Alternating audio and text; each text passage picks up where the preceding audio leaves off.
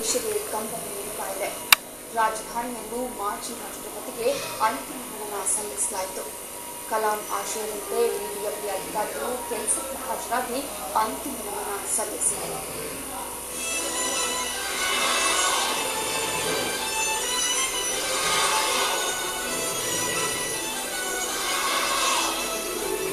Missile man ಎಂದೇ ಖ್ಯಾತರಾಗಿದ್ದ ಮಾಜಿ ರಾಷ್ಟ್ರಪತಿ ಅಬ್ದುಲ್ ಕಲಾಂ ಅವರು ಇನ್ನು ನೆನಪು ಮಾತ್ರ.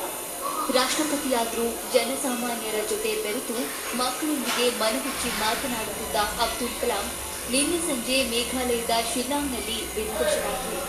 ಕ್ಷಿಪಣಿ ಜನಕನ ನಿಧನಕ್ಕೆ ಇಡೀ ದೇಶವೇ ಕಂಬನಿ ನೀಡಿದೆ. ರಾಜಧಾನಿ ಬೆಂಗಳೂರಿನಲ್ಲೂ ಕೂಡ ಅಗಲಿದ ಅಬ್ದುಲ್ ಕಲಾಂಗೆ ನಮನ ಸಲ್ಲಿಸಿದರು.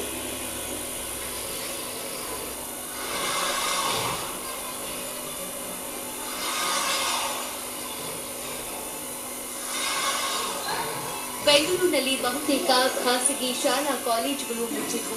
ಇನ್ನು ಕೆಲ ಶಾಲೆಗಳಲ್ಲಿ ವಿದ್ಯಾರ್ಥಿಗಳು ಅಗಲಿದ ವಿಜ್ಞಾನಿಗೆ ಶ್ರದ್ಧಾಂಜಲಿ ಅರ್ಪಿಸಿದರು.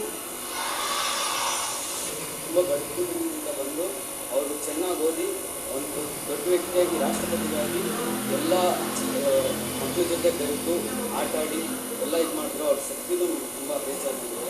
ಅದಕ್ಕಾಗಿ ಇನ್ನೊಂದು ಜನ್ಮ ಉದ್ಬರಲಿ ಅಂತ ಅದೇವ್ರನ್ನ ಪ್ರಾರ್ಥಿಸ್ತಾರೆ. ಅಬ್ದುಲ್ ಕಲಾಂಜಿ ಅವರು ಏನು ಅನ್ಕೊಂಡಿದ್ದಾರೆ, ನಮ್ಮ ಇಂಡಿಯಾನ ಕರಪ್ಷನ್ ಫ್ರೀ ಅಂತ ದೇಶ ಅಂತ ಮಾಡಬೇಕಂತ ಅವರಲ್ಲಿ ಆಸೆ ಇತ್ತು.